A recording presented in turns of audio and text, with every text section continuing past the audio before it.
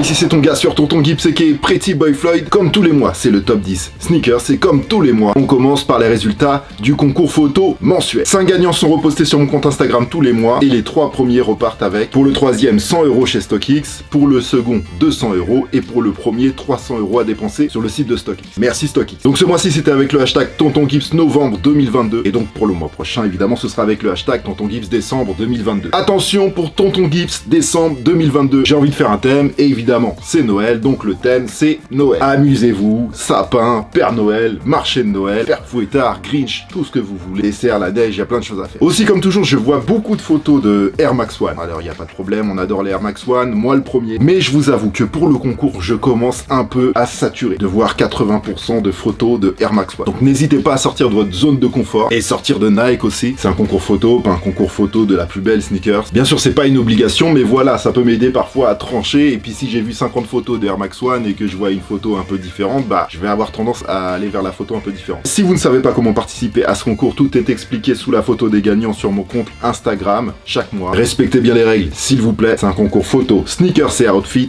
ouvert à tous. Les 5 gagnants de novembre, let's go. En 5e position, j'ai choisi la photo de Kicks Me I'm Famous avec la dernière Airship dans une ambiance American Nightmare avec le fumigène et le masque. L'ensemble est réussi, j'aime beaucoup. Bien joué Kicks Me I'm Famous par Rokotsu. 4e place, un habitué, Sneaker Sync. Qu'est-ce que vous voulez, le gars il est bon. Donc ici c'est une photo plutôt simple mais complètement dans le thème. Chicago à mort. Et surtout le traitement, la lumière, c'est ultra clean comme toujours. Bien joué Sneaker Sync. En 3e place, Lil One H, qu'on commence à voir de plus en plus dans le top. Donc j'ai choisi cette photo pour sa mise en scène et son point de vue original. Chicago étude, on est bon. Et Lil One H, tu remportes 100 € à dépenser sur le site de StockX. Félicitations. Je t'enverrai un code très soon. En seconde position du très lourd avec Lugan S de Marseille. Et là, ça commence à faire beaucoup de Marseille dans le classement. Là. Bien joué à vous. Et SO à Marseille, il y a toujours eu beaucoup de participation du côté de Marseille et des belles photos pour ce concours. Donc ici, que dire? Bon, j'ai vraiment hésité avec la première place, mais je vous expliquerai mon choix. Donc le Lugan, il s'est appliqué, il s'est bien pris la tête. Et c'est vrai que cette Lost and Found Chicago, c'est le feu. Mais prendre des flammes et une paire en photo et avoir un résultat aussi clean, bien joué. Tu remportes 200 € à dépenser sur le site de StockX. Et pour la première place, j'ai choisi la photo de Blondino avec BBW Custom. Blondino qui progresse dans le classement. Et c'est super. J'ai choisi cette photo pour son côté vivant. La petite est adorable avec les lunettes en cœur, la pose sur les boîtes aux lettres avec la Chicago, matching bread, le halo de lumière devant. Et puis au-delà de ça, la photo elle a un petit côté hyper réaliste. Je sais pas, il y a un petit truc magique dans la photo, j'aime beaucoup. Donc je sais pas comment vous arrangez entre vous, Blondino, BBW, mais en tout cas, il y a 300 € que je vais envoyer. Très bien, bien joué à vous. Et bien entendu, vous avez tous les Instagram des gagnants dans la description. Allez les follow si vous aimez ce qu'ils font. C'est le principe même de ce concours à la base, sans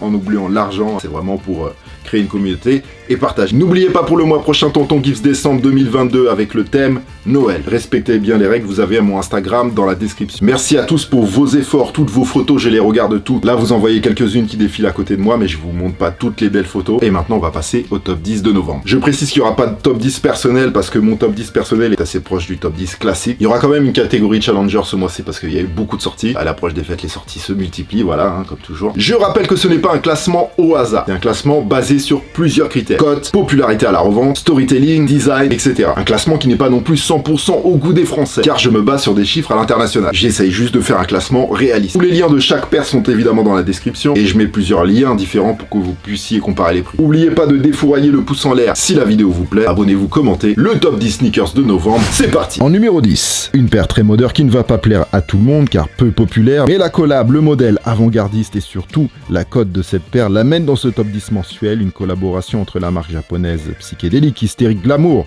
le créateur Kiko Kostadinov, qui lui est de Londres d'origine bulgare, et le tigre japonais Azix sur le modèle Gel Quantum Lilia, version femme en 2 coloris, Cotton Candy et Black. C'est sorti le 8 novembre à 200 € avec des cotes entre 450 et 600 € selon la couleur. Vous voulez, il y a aussi des pièces des sapins très originales dans la collection qui accompagnent la paire, lien dans la description. Numéro 9. Oui, j'ai osé la mettre dans le classement, la monstrueuse collaboration entre le magnifique label de Cynthia Lou Cactus Plant Flea à marquette 10 CPFM, qui n'y vont jamais d'ailleurs avec le dos de la cuillère. Ici, un nouveau modèle créée par Cynthia Lou, la Nike Flea 1.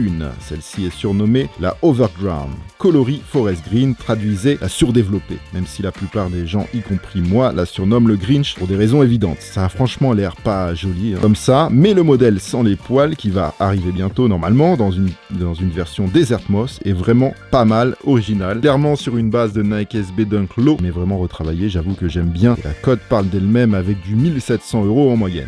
La Overground, quant à elle, est bien sortie chez CPFM le 25 à environ 180 € et cote bien autour des 500 € pour le moment, oui 500 € pour le Green Monster. Special box, détail cool, estampillé CPFM Extra Lace, goodies on est bon. Numéro 8, Justin Saunders et son label G-Hound Montréal remettent le couvert avec New Balance et c'est toujours un succès. J'espère que vous allez pas de fioriture ici, plutôt classe, sombre, estampillé G-Hound, j'espère que vous avez la ref aussi, édition limitée, ça fonctionne. Justin Saunders, membre des Bean Trill de Virgil Abloh, etc. Je rappelle, nous a revisité ici une 990 V3 surnommée Montréal, sortie à 190 € environ, le 25 novembre, une cote déjà salée, en moyenne 610 €, même si loin d'être aussi populaire qu'une Jordan, et toujours pas dans la même cour bien évidemment, ça reste de la très belle New Balance. Numéro 7, la collab Huff et Nike SB Dunk Low, City Pack NYC et San Francisco fait mal à la tête, de paires quali vraiment taffées par la marque qui rend hommage à son regretté créateur Keith Huff-Nigel, d'où le nom de la marque de San Francisco, Huff-Nigel, ok. Comme vous pouvez le retrouver sur les talons de ces deux paires, Keith Forever, Huff n'en est évidemment pas à son coup d'essai avec Nike, puisque entre autres quelques modèles moins populaires, on leur doit quand même la Huff et Nike SB Dunk High Pro Tie and Die de 2004, qui aujourd'hui se fait rare et cote dans les 2000 €. Bref, deux modèles en tribute à Keith Huff-Nigel, ancien skateur professionnel qui a commencé dans les rues de New York, sa ville d'origine, pour arriver pro à San Francisco et monter son skate shop Huff en 2002. Aujourd'hui, Huff est une marque internationalement implantée. Vous avez une paire NYC et une paire San Francisco ultra travaillée, beaucoup de détails de branding, packaging original, et le détail qui tue, c'est que sous le panneau latéral en cuir se cache un tie and die en hommage à la paire de 2004, sans compter les buildings invisibles en 3M réfléchissant sur le talon. Bravo Huff, RIP Huff-Nigel, un bel hommage vraiment, populaire à la revente et heureusement pas de code de fou dans les 220 € en moyenne, vous pouvez comme ça, c'est un prix effectivement, mais ça pourrait être bien pire. Il y a en bas aussi, comme vous pouvez le voir sur le packaging, il y a une troisième paire avec un point d'interrogation, c'est une version Friends and Family qui fait également partie du pack, la Wait What, qui elle cote déjà quelques milliers d'euros. Je pense qu'elle a dû être distribuée par surprise avec le packaging noir à quelques clients chanceux, et bien sûr aussi aux Friends and Family, la Skate Team, Huff, etc. Mais je connais pas les quantités, si vous le savez, dites-le moi dans les commentaires. Je vous mets aussi le lien de la Friends and Family dans la description. Numéro 6, on va rester chez Nike SB avec une collab entre le skater écossais John Rattray sur une Nike SB Dunk Low surnommée Why So Sad, qui est le nom de la campagne orchestrée par le skater. Une campagne destinée à sensibiliser les gens aux problèmes de santé mentale et à la prévention des suicides à travers le sport. Une très belle Nike SB Dunk et aussi une très belle Nike SB Bruin accompagne la Dunk sur le même thème. Un pack Nike Why So Sad pour la bonne cause, car il vise à récolter des fonds pour des associations. Au-delà de la bonne cause, la SB Dunk comme la SB Bruin sont réussies avec les détails Why So Sad sous la languette, les points d'intégration sur les talons, l'oiseau qui fait du vélo et du skate, à l'intérieur extérieur. Beaucoup de détails vraiment cool réussis, très populaire à la revente, mais une cote convenable à environ 200 € pour un retail à 110 €, sorti le 10 décembre. Numéro 5, la collab entre DJ Khaled et Jordan Brand avec les Air Jordan 5 We The Best, le slogan d'ailleurs brodé sur les talons des paires de ce pack haut en couleur, à l'image du DJ qu'on adore. À la base,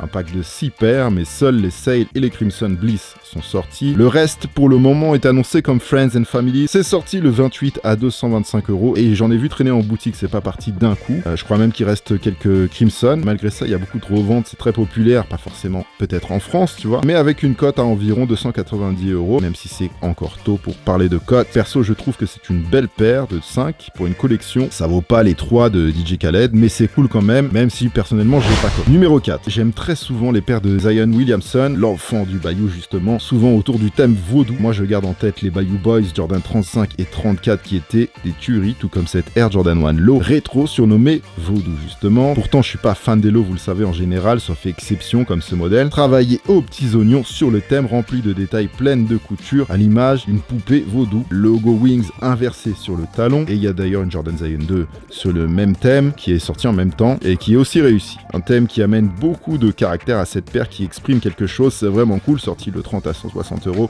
sold out. Populaire à la revente avec une cote qui tourne pour le moment dans les 230 € en moyenne. Feu. Numéro 3, une extrêmement belle itération de la classique Air Jordan 7 de 92, ici revisitée par le fils de Michael Jordan, Marcus Jordan, sous la griffe Fofi Room Store, le shop de Marcus en Floride, qui nous livre à chaque fois des collaborations de fou. La Trophy Room et Air Jordan 7 rétro surnommé New Sheriff in Town, brodé sur la languette, phrase qu'il avait dite le 22 juin 1992 à Magic Johnson et Larry Bird à Monte Carlo, Espagne, attention, quand il est arrivé dans l'équipe olympique de 92 pour un premier match d'entraînement. Une Dream Team remplie de stars, Hall of Fame, etc., surtout remplie d'ego démesuré. Une séance d'entraînement que le journaliste Jack McCallum immortalisera dans son livre Dream Team comme le plus grand match n'ayant jamais eu lieu. Voilà. Walks in and he says, "It's a new sheriff in town." Et Jordan a clairement brillé. La paire est aux couleurs de la Dream Team des JO de 1992 à Barcelone. Pour les JO, il portait le numéro 9 qui est sur la plaque dorée du logo habituel sur le talon, avec sur l'autre le logo Trophy Room. Il tape aux couleurs olympiques, signature MJ pressée dans le suède. Il y a aussi un petit Jumpman Gold. Le 22 juin 1992, brodé à l'intérieur, une spéciale box incroyable. Clairement, une énorme paire de collection sortie le 9 novembre à 225 €. Pas une cote de fou. Normal, c'est les 7, c'est pas les plus demandés en ce moment. Donc comptez en moyenne 300 € à la revente. Lien en bas. Numéro 2. La collab à ma manière et Air Jordan 4 rétro, sortie le 23 à 225 € avec une cote qui tourne en moyenne dans les 400 € pour le moment. Si vous voulez tout savoir sur la paire, je vous invite à regarder le OMG Sneakers 149 sur ma chaîne YouTube. Une très belle Air Jordan 4. And the number one is... Sans trop de suspense, la Air Jordan 1 High Retro Lost and Found Chicago que je vous ai présenté au complet dans le OMG Sneakers 148. Un énorme classique, sûrement la paire la plus attendue de l'année au niveau mondial, un classique parmi les classiques Jordan 1 Chicago OG. Et pour tout savoir, allez regarder le OMG 148 sur YouTube les amis, sorti le 19 à 180 €. C'est la paire la plus populaire de ce classement et de très loin. Et en plus, avec une cote à 400 € en moyenne, donc c'est vraiment équilibré, ça rigole pas. Maintenant, la catégorie des challengers, avec des paires qui auraient pu figurer dans ce classement à juste titre. Car suivant les critères, ça peut forcément être une paire ou une autre. Donc j'énumère les paires sans ordre de préférence, sans non plus rentrer trop dans les détails, presque. Et vous avez aussi les liens pour les challengers dans la description. Le pack suprême Nike Air Max 98 TL 4 coloris. Alors, les Moa Lola, en collaboration avec New Balance sur le modèle 90-60. Moa Lola, c'est une ancienne designeuse de chez Yeezy. Il y a un vrai taf sur cette collaboration qui est ultra sous-cotée. Les Kiss et ASICS EX89, orange étal. Je voudrais souligner aussi la collab entre Balenciaga et Adidas. Alors, on est d'accord, ça ne plaît pas à tout le monde. C'est très luxe, très cher, très moderne. Mais c'est quand même pas rien et il en reste encore. Personnellement, je vois juste des outfits de fou, tout avec le coloris bleu des Triple S et des Speed Sox. La collab Rimowa et Adidas NMD S1. Peu de succès, personnellement je kiffe, mais il y a eu une très mauvaise communication dessus. Le Made in Germany n'a pas été du tout mis en avant. Et pas assez de valises Rimowa aussi. Je veux bien faire des séries limitées, mais là c'était trop. Au moins en garder pour la communication, tu vois. Celle-ci elle est très belle, la Air Jordan 1 High Retro George Green, avec un magnifique vert Green Bay. J'adore, vous l'avez vu dans mes stories Insta. Les Kiss New Balance 2002 R 993 pistachieux. La réédition d'un énorme classique chez Nike, la Nike Air Max 97 Silver Bullet OG à 180 €. Il y en a encore au retail, je vous mets le lien Nike dans la description, mais aussi StockX parce que sur cette paire, il y a moyen de faire du under retail. Voilà, un classique historique. Très très belle paire, la collab Pata et Converse sur le modèle Chuck 70. Elle est vraiment cool niveau taf, je vous mets le lien dans la description. Il en reste. Dites-moi dans les commentaires votre top 10 à vous, personnellement. Envoyez les likes, partagez la vidéo, bien évidemment, si vous aimez ça. C'est gratuit et sans aucun danger physique. Pensez au concours photo Tonton Gibbs décembre 2022 avec le thème Noël. Et quant à nous, on se revoit normalement la semaine prochaine pour une nouvelle vidéo. Et sûrement dans la semaine sur TikTok pour un épisode de Sneakers Culture. Et puis il y aura aussi ce top 10 en version courte. Faites attention à vous. Oh mais